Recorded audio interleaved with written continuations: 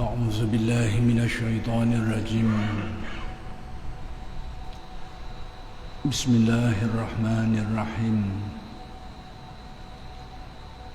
الحمد لله رب العالمين، وبه نستعين. اللهم صل على سيدنا محمد النبي الأمي وعلى آله وصحبه وسلم. رب اشرح لي صدري ويسر لي أمري واحلل عقدة من لساني يفقه قولي. ولا حول ولا قوة إلا بالله العلي العظيم. إلهي أنت مقصودي ورضاك مطلوبي، أعطني محبتك ومعرفتك. السلام عليكم ورحمة الله وبركاته. الحمد لله والشكر لله والصلاة والسلام على رسول الله. أما بعد. Pertama sekali kita bersyukur kehadrat Allah Subhanahu wa taala yang telah melimpahkan dan mengurniakan kepada kita nikmat-nikmatnya yang sangat banyak, sama ada nikmat yang zahir maupun nikmat yang batin. Mudah-mudahan segala nikmat-nikmat itu sentiasa dikurniakan kepada kita dan dijadikan kita orang-orang yang bersyukur, orang yang memenuhi tuntutan-tuntutan syukur terhadap nikmat yang dikurniakan. Dan dengan berkat syukur itu mudah-mudahan Allah Subhanahu wa taala menambahkan lagi kepada kita nikmat-nikmat yang lain. Dan insya-Allah pada malam ini akan diteruskan lagi pengajian kitab Al-Hikam karya Syekh Ahmad Ibn Athaillah Al-Iskandari radhiyallahu anhu, yang dimuatkan di dalam karya beliau Al-Hikam. Kalam hikmah yang ingin disambung uraiannya ialah kalam hikmat yang ke-236, yaitu pada kalam hikmat yang ke-236 ini Syekh Ibn Atha menjelaskan tentang punca kesedihan, kegelisahan yang melanda atau menimpa diri manusia. Kalbu manusia ni tempat manusia merasai berbagai-bagai perasaan, sama ada gembira atau duka, senang atau susah, dan segala-galanya. Jadi diri sebenar manusia ni, ataupun kalbunya itu, yang kita sebut sebagai hati nurani dia itu, dia boleh mengalami berbagai-bagai dan merasai berbagai-bagai perasaan, sama ada perasaan nikmat atau perasaan azab, sengsara. Jadi dalam kalam hikmat yang ke-236 ini Syekh Ibn Atha ingin menjelaskan tentang sebab atau faktor kenapa kalbu manusia ni, hati manusia ni mengalami kesedihan dan kegelisahan. Kenapa? Apa sebabnya hati manusia jadi macam tu? Bersedih, banyak gelisah, banyak tak berpuas hati, banyak bermacam-macam lagi lah. Apa yang disebut dalam istilah Arab sebagai al-humum wal-ahzan, duka cita, sedih dan bermacam-macam lagi. Jadi kata Syekh Ibn Atha, puncanya kerana kalbu manusia itu terhijab, terhalang daripada menyaksikan rahsia-rahsia keagungan Allah Subhanahu wa taala. Itulah puncanya kenapa hati manusia hal-hal ketuhanan Allah, perkara yang berkait dengan ketuhanan Allah Subhanahu wa taala maka hatinya itu tidak akan dirundung, tidak akan dikuasai oleh sifat-sifat sedih dan duka cita ini.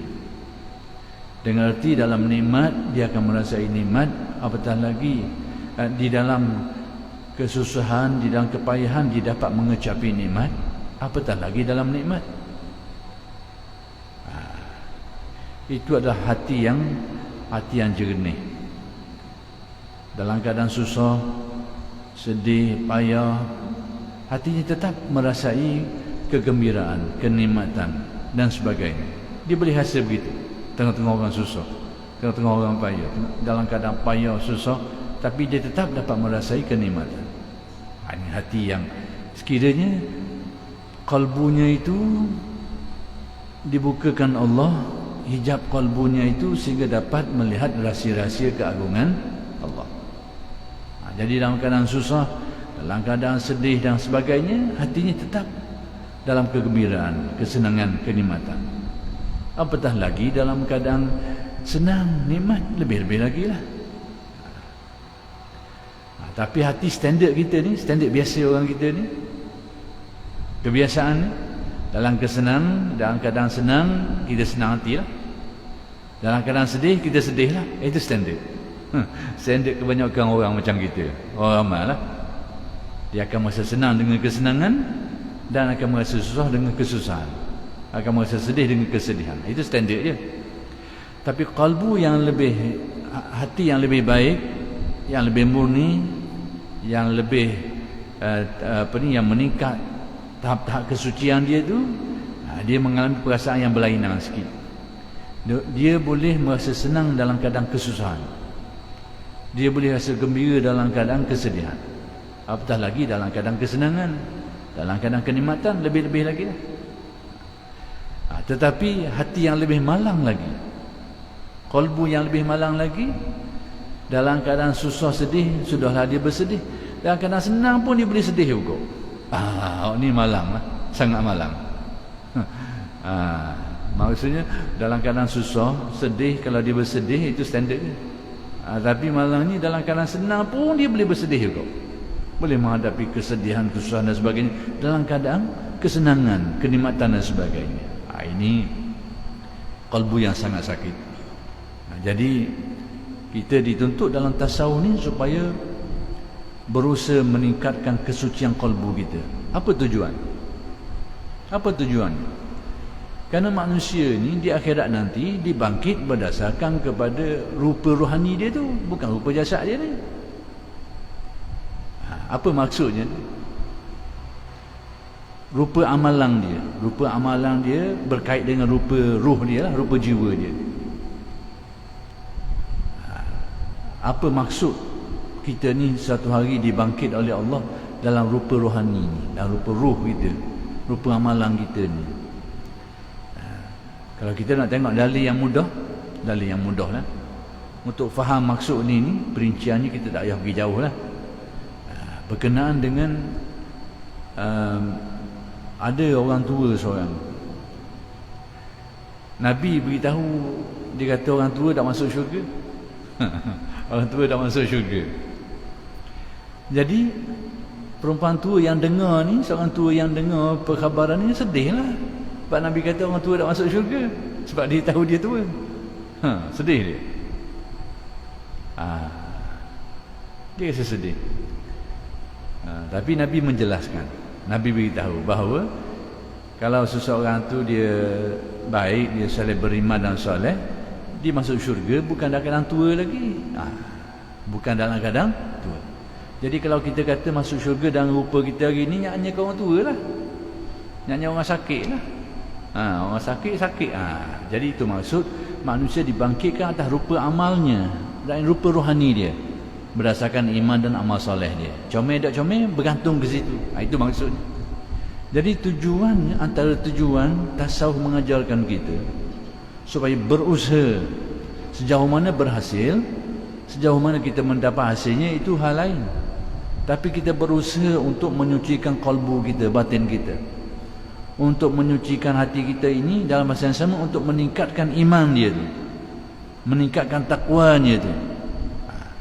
Jadi dalam proses usaha untuk menyucikan kalbu kita ni, hati kita ni, dan meningkatkan iman, meningkatkan keyakinan, meningkatkan takwa ini, maka dia ada kaitan dengan apa yang disebut oleh Syekh Ibn Atta di sini ni. Paksi sebenarnya tu usaha membersihkan kalbu. Tujuan utamanya adalah tujuan iman, takwa. Tapi dalam masa yang sama, sepanjang manusia menempuh proses tu dia akan mengalami pengalaman ini, yakni pengalaman berkait dengan perasaan sedih dan sedih ni.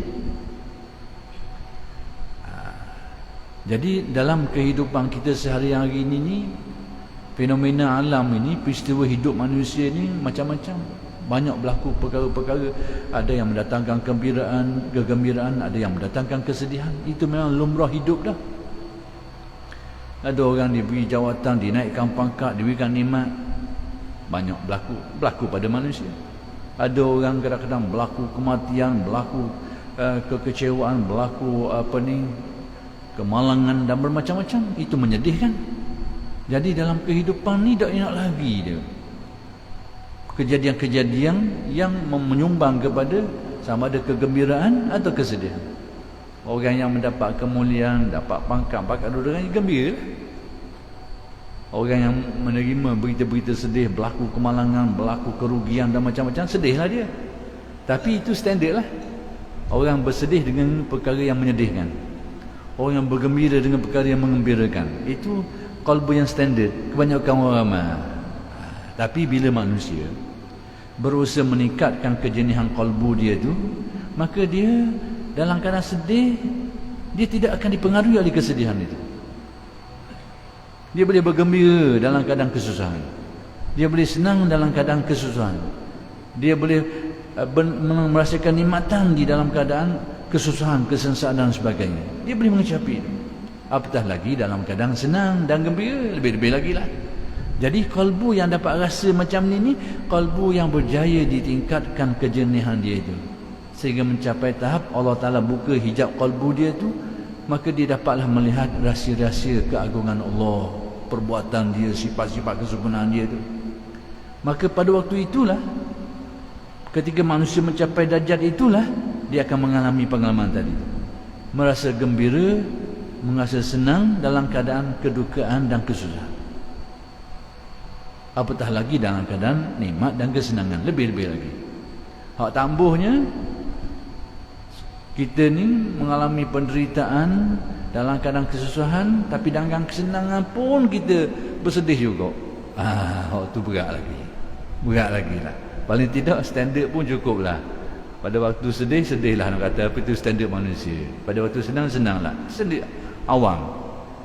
Tapi kalau kita dapat berjaya meningkatkan lagi, sehingga dalam keadaan sedih pun kita boleh bergembira, dalam keadaan susah pun kita tidak merasa kesusahan, menghadapi tekanan, ini kuat. Kalbu yang bersih, kalbu yang kuat. Jadi ini adalah fenomena-fenomena yang ditempuh oleh orang yang dalam usaha dia untuk menyucikan kalbu dia tu, batin dia. Tapi jangan kata ini sebagai tujuan dia. Ini sebenarnya laluan dia saja. Tujuan utama dia tu adalah, intipati dari perjalanan dia tu adalah untuk meningkatkan iman dia terhadap Allah, untuk menyucikan batin dia tu, mendekatkan hatinya, menambahkan keyakinan kepada Allah. Cuma dalam proses tu dia akan mengalami keadaan-keadaan ni. Macam kita lah, orang yang dalam perjalanan nak pergi ke Kuala Terengganu, target kita nak sampai bandar tu, tapi tengah jalan tu kita tengok macam-macam peristiwa tu, tapi bukan target kita, tapi kita akan nampak macam-macam. Bandingannya macam itulah, bahawa apa yang disebut oleh Syekh Ibn Atta pada malam ini, kalam hikmat ni berkait dengan perasaan yang dialami oleh manusia, sama ada sedih atau gembira. Dia ada kaitan dengan pembukaan kalbu manusia itu. Allah Ta'ala bersihkan hati dia itu, sehingga hati dapat melihat dengan yakin tentang af'al, perbuatan Allah, bahawa apa yang berlaku ni adalah perbuatan dia, takdir dia, berlaku dengan kekuasaan dia, dengan kehendak dia. Di sebalik semua itu ada rahmat dia, ada nikmat dia, macam-macam. Maka sesiapa yang Allah Ta'ala buka kalbu dia ni dapat melihat rahsia-rahsia ketuhanan ini dalam kenyataan alam ini, dalam kejadian yang berlaku pada alam ini, dia akan mengalami pengalaman tadi. Dia tidak bersedih dalam keadaan orang sedih. Apatah lagi dalam keadaan orang gembira. Dalam keadaan orang sedih, orang susah, dia tidak bersedih dan tidak mengalami tekanan dan kesusahan seperti yang dialami oleh kebanyakan orang. Dan ini adalah merupakan jiwa yang lebih murni dalam hubungan dia dengan Allah Subhanahu wa taala.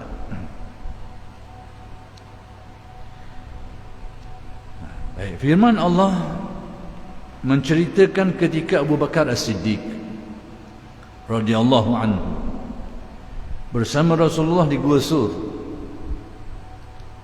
Jadi kisah ni berlaku dalam perjalanan hijrah Nabi bersama dengan Sayyidina Abu Bakar. Tempat berlakunya di Gua Sur. Siapa yang pergi ke Mekah, ghalibnya dia akan dibawa pergi ziarah tempat ni lah, Gua Sur. Tinggi lah, kita nampak pun tak mudah nak naik, tinggi. Iaitu tempat Nabi bersembunyi dalam usaha dia untuk berhijrah ke Madinah, di Gua Sur. Baik, di mana Abu Bakar risau. Sayyidina Abu Bakar ni bimbang. Kerana menurut riwayat, Nabi ni menggunakan strategi, siasah, cara untuk melakukan hijrah ni. Tidak seperti Sayyidina Abu Bakar Umar. Sayyidina Umar ini dia tak ikut jalan biasa, dia ikut jalan luar biasa. Jadi jalan yang luar biasa ni bukan untuk pedoman orang ramai lah. Dia pedoman untuk orang-orang macam Sayyidina Abu Bakar boleh. Pedoman untuk orang ramai ni apa yang ditunjukkan oleh Nabi. Kena ingat buah tu. Jalan luar biasa ni bukan mustahil, luar biasa untuk orang yang luar biasa juga. Kalau kita orang ramai ni ikut jalan tu boleh nyakit. Boleh nyakit. Macam kita kereta boleh bawa 2 tang, kita bawa batu 10 tang. Boleh sakit kan? Cok tak iyalah. Itulah. Sama. Jadi nak beritahu dalam proses perjalanan hijrah Nabi ni, yang Nabi lakukan itu adalah, yang Nabi tunjukkan, yang Nabi lakukan itu adalah perjalanan biasa. Sekalipun Nabi luar biasa. Kenapa? Untuk memberi pedoman kepada orang ramai. Sayyidina Umar, perjalanan dia luar biasa. Macam mana boleh luar biasa? Tengok macam mana dia. Sayyidina Umar, dia mengiklankan, menzahirkan, dia nyatakan dia ni nak berhijrah. Dia kabur korang. Sepatutnya pada waktu itu orang Islam sedang diburu, sedang dicari. Kawan ni duk kabur korang. Dia nak secara terang-terang mengiklankan, menzahirkan seorang diri pula tu. Dan musyrikun yang tidak senang, yang memusuhi, yang nak menghalang ni jumlahnya ramai. Jadi seseorang yang sedang dicari tiba-tiba menzahirkan diri, kemudian dia seorang diri berdepan dengan orang ramai, kan itu luar biasa. Luar biasa tindakan itu. Tapi tetap dilakukan oleh Sayyidina Umar kerana dia jenis orang yang luar biasa juga. Luar biasa dari keyakinan dia tu. Jadi orang yang sejalur dengan dia, tak apalah ikut jalan dia tu. Maka perjalanannya selamat. Dia keluar tak ada orang berani tahan dia. Padahal kalau kita fikir, seorang nak lawan dengan ramai ni mana jadi? Luar biasa. Tapi Allah Ta'ala tolong, kerana dia luar biasa juga. Jadi dia melakukan itu dan berjaya, tak ada orang halang dia melakukan hijrah sampai ke Madinah. Tapi Nabi tak.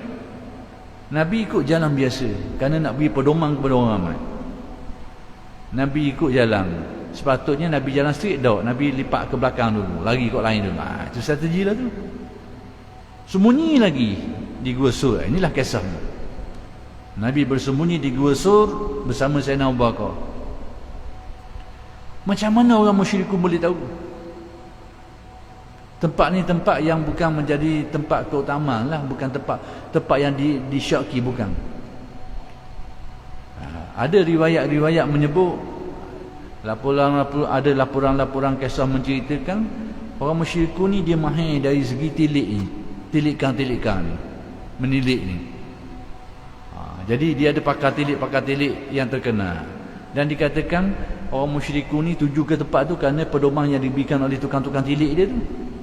Dan tepat kena tempatnya. Cuma tinggal lagi dijaga oleh Allah dan jumpa. Tepat tu kena. Tilikan. Orang dulu mahir lagi. Tempat kita banyak lebong. Banyak lebong. Tengah tilik, bohong. Lebong lah macam-macam lah. Capur ngatu raya lah dia belaka. Tapi nak beritahunya fenomena tilik-tilik ni sejarah lama dah. Sejak Nabi Musa lagi. Sebelum tu lagi timbul. Sama Firaun, tukang-tukang tilik ni sangat terkenal. Jadi berlaku ni musyriku pergi tuju dekat. Cuma mereka ni ditakdirkan oleh Allah, dijaga oleh Allah, tak ternampak ke dalam, tak berasa nak masuk dalam lubang kecil tu, tak berasa nak jolok dengan pedang sikit ke, tak berasa, tak mari gerakkan hati tu, dijaga oleh Allah. Itu salah satu bentuk penjagaan Allah bermacam-macam cara. Dan dia kata orang musyrik tu ada tunduk sikit, nampak lalu, tapi tak mari nak tunduk ke, nak jenguk sikit ke, nak cocong ke pedang sikit, tak mari. Padahal tempat yang ditunjuk tu. Sekali mereka pergi. Jadi dalam keadaan itulah Sayyidina Abu Bakar merasa kebimbangan, takut. Sebab keadaan tu kalau tunduk sikit nampak, jolok sikit ke tahu lalu. Keadaan yang sangat sangat getir lah kata orang. Jadi siapa pun tak bimbang masa tu. Jadi Sayyidina Abu Bakar bimbang. Sekalipun kebimbangan Sayyidina Abu Bakar ni kebimbangan yang baik. Sebab apa saya kata Sayyidina Abu Bakar ni dibimbang dengan kebimbangan yang baik? Dibimbang kalau orang musyrikun berjaya mengesang mereka ni, dua orang ni, Nabi dan Sayyidina Abu Bakar ni, lalu mereka akan bunuh dua orang ni, maka agama Islam, agama Tauhid akan terpadam. Jadi dia kebimbangan dia bukan atas kepentingan diri dia. Kebimbangan dia tu atas kepentingan agamanya. Bukan atas kepentingan diri. Tapi apa-apa pun dia tetap satu bentuk kebimbangan. Jadi di kali itulah Allah berfirman, la tahzan. Langsung oleh Rasulullah diingatkan. Maka Nabi memperingatkan Sayyidina Abu Bakar. Berarti Nabi bersembunyi ikut jalan rahsia bukan kerana takut. Dalilnya inilah Nabi berpesan pada waktu Sayyidina Abu Bakar mula rasa bimbang ni, Nabi yang mententeramkan hati Sayyidina Abu Bakar tu. Berarti Nabi tidak bimbang. Dan kita boleh faham bahawa apa yang Nabi buat tadi tu, menusuk sembunyi itu bukan kerana takut, tapi kerana tujuan lain, iaitu tujuan tasyrik, tujuan untuk memberi pedoman kepada orang ramai apa yang patut dilakukan oleh orang Islam yang lain. Itu tujuan dia. Jadi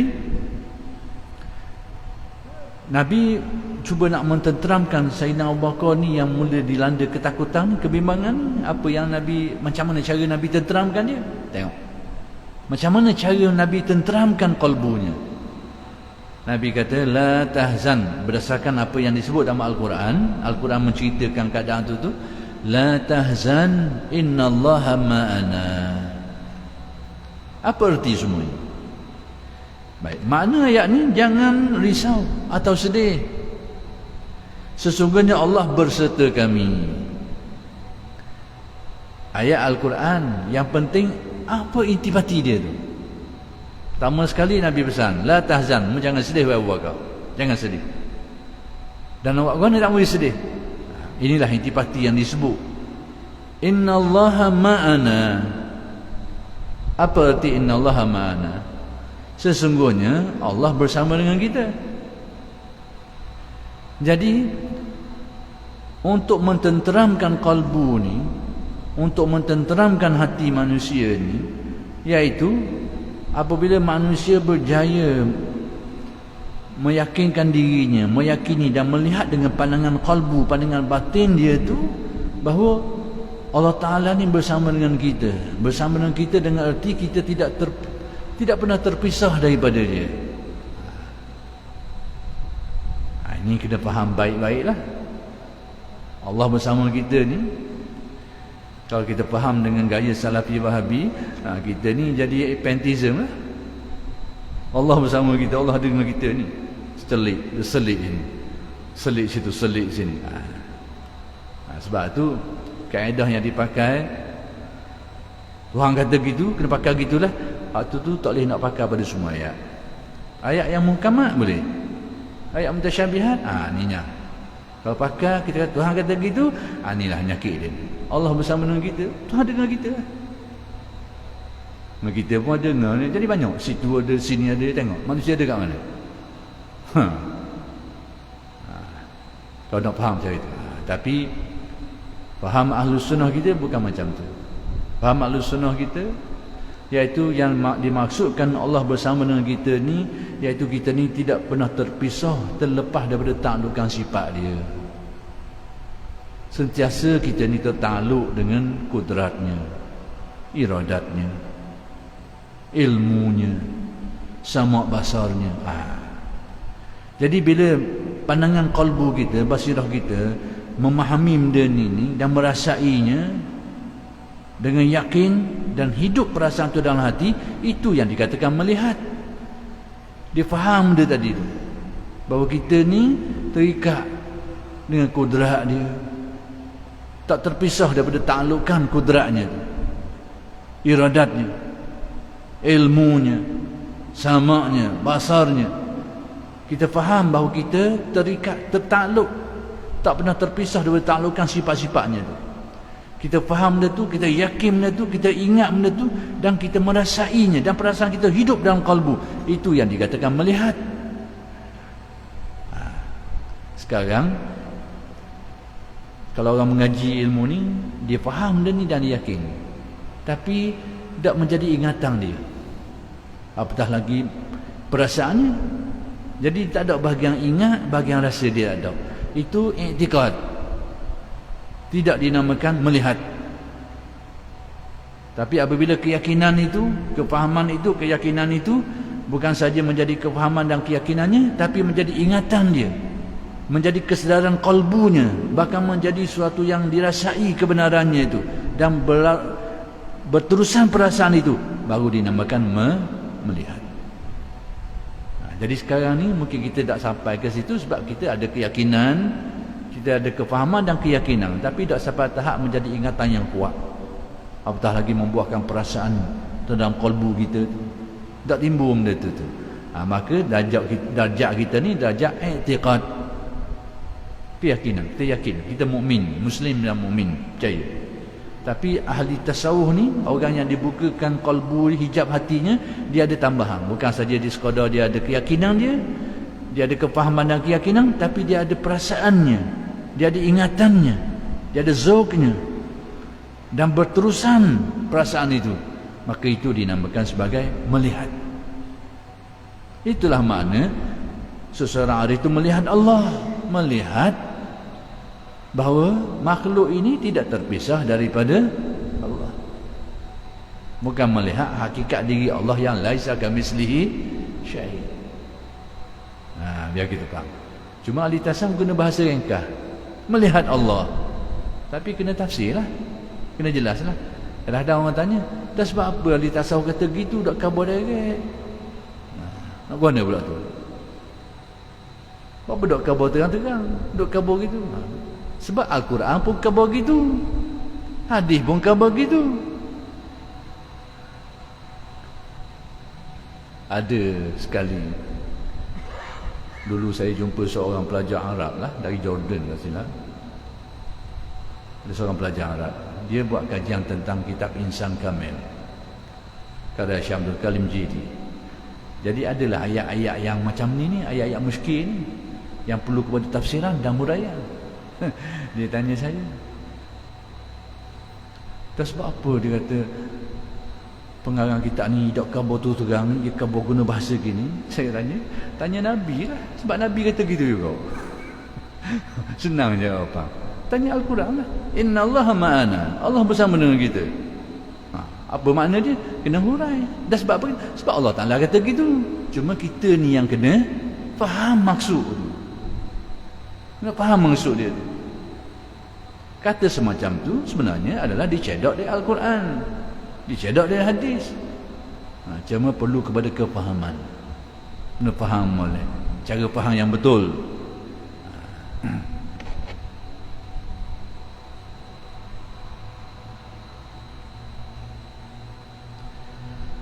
Asy-Syibli berkata,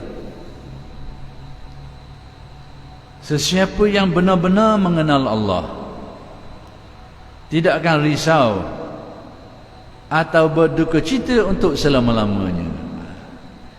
Kalbu manusia ni sekiranya dia mencapai makrifat. Apa benda makrifat? Tadilah saya beri dah elemen-elemen itu. Pertama sekali dia ada kefahaman dia. Yang kedua dia ada keyakinannya.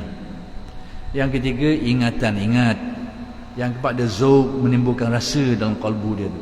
Yang keempat berterusan keadaan itu. Itu dikatakan makrifat. Kita sekarang ni ada dua je. Tiga dah kita ada ni. Kita ada kefahaman, kita ada keyakinan. Jadi taraf kita i'tiqad, bukan syuhud, bukan musyahadah. Nak jadi yang tu kena tambah ni. Ingat, rasa dan juga berterusan keadaan itu. Baru disebut sebagai melihat, menyaksikan atau istilah-istilah lain. Bahasa Arab disebut ayan, musyahadah dan bermacam-macam lagi.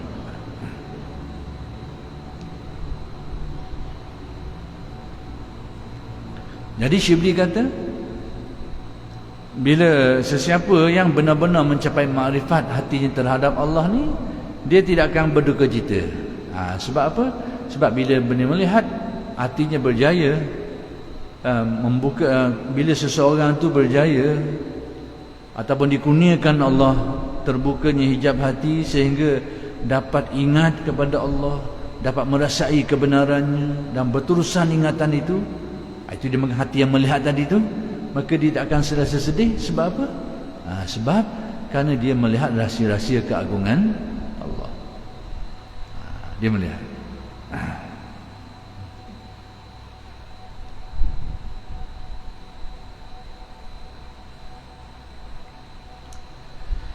Baik, firman Allah Ta'ala yang bermaksud,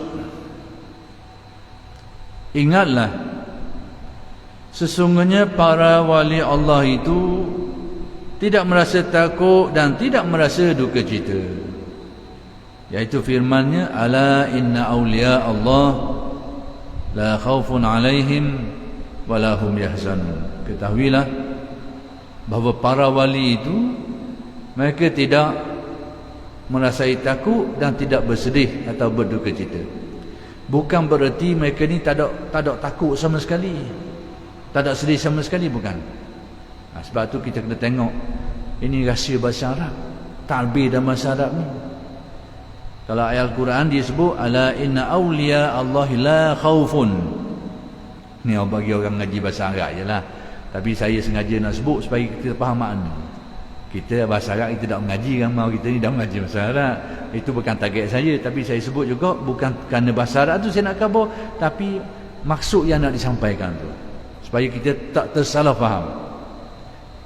Jadi tak tersalah faham macam mana, sehingga kita kata wali ni atau yang tarah wali ni atau lebih daripada tu tak ada takut sama sekali.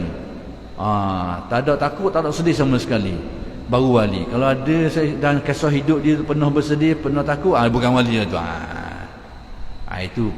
Itu kefahaman yang tidak tepat. Bukan berarti para wali ni tak ada takut sama sekali. Dia ada takut yang dibenarkan. Bukan tak ada sedih. Kesedihan dia tu kesedihan yang ada dasar dia. Kesedihan yang diharuskan syarak. Sebab ada sedih yang tidak dituntut bersedih, ada sedih yang dibenarkan bersedih. Kita kena faham gitu. Jadi kalau kita baca ayat tadi, wali ni tak ada rasa sedih dan takut, lalu kita baca kisah para wali, kita pernah tengok dalam kisah hidup dia, penuh dia bersedih, penuh dia menangis. Ini wali bohong ni. Kerana baca dalam Al-Quran, wali ni tak sedih, tak takut. Kalau ada sikit bukan lalu dah. Itu kefahaman borong, kasar doa lalu. Baik, tengok tadbir Arabi, tarbiyah bahasa Arab. Bila Allah berfirman, ala inna awliya Allahi la khawfun, dia tak kata la khawfa. Ini bahasa Arab dia, ni istilah bahasa Arab je. Sayyidina Abu Bakar ada kelainan maksud. La khaufun ni tak ada takut, tapi bukan tak ada takut sama sekali. Dalam bahasa Arab, kalau nak kata tak ada takut sama sekali, tak ada sikit. Dia tak akan sebut la khaufun, dia akan sebut la khaufa. Lain sikit. Kau mengaji bahasa Arab lah. Tapi target saya kabur sini bukan bahasa Arab tu, tapi makna dia. Jadi bila Al-Quran sebut la khaufun, dia tidak takut. Maksudnya dia tak ada takut yang tidak berasas. Bukan berarti tak ada takut sama sekali. Dia ada takut juga, tapi takut yang ada asas. Takut yang ada asas tu takut kan? Dia takut kepada Allah. Dia takut kepada sesaan akhirat nanti. Dia takut kepada kemurkaan Allah. Dia takut dia durakai Allah. Ada juga takut dia tu, tapi takut dia takut yang baik. Takut yang berasas. Adapun takut yang tidak disuruh, takut kepada benda-benda, takut kepada kehilangan, takut kepada kejadian itu, itu takut yang tidak disuruh takut. Hak tu tak ada pada aulia. Jadi kita kena faham molek. Demikian juga sedih. Bukan berarti mereka ini tak ada sedih sama sekali. Kalau kata nak kata tak ada sedih sama sekali, Nabi Muhammad sendiri pun pernah menangis bila kematian anaknya Ibrahim. Nabi menangis. Dah nak kata guna tu. Baca ayat ni, kalau kita baca secara borong kok, para wali ni, Nabi tinggi lagi. Wali ni tak takut, tak sedih. Hak tinggi lagi, Nabi-Nabi ni tinggi lagi. Dah guna tu. Nabi sendiri dalam riwayat pernah menangis bila kematian anak Ibrahim. Nabi Yaqub menangis bila kehilangan anaknya Nabi Yusuf dan Bunyamin tu. Siapa kelabu mata-mata kali tak nampak mata kerana kesedihan. Macam mana ni? Jadi kena kita ni. Jadi yang dimaksudkan tidak sedih ni, tidak takut ni, bukan tak ada takut langsung. Tak ada takut yang tidak sepatutnya takut. Tapi takut tu tetap ada dalam hidupnya, tapi takut yang ada asasnya. Takut yang ada asas tadi lah, macam kita sebut, takut kepada Allah, takut kepada azabnya, takut melakukan perkara-perkara yang mendatangkan kemurkaannya dan sebagainya. Itu dia ada takut-takut tu.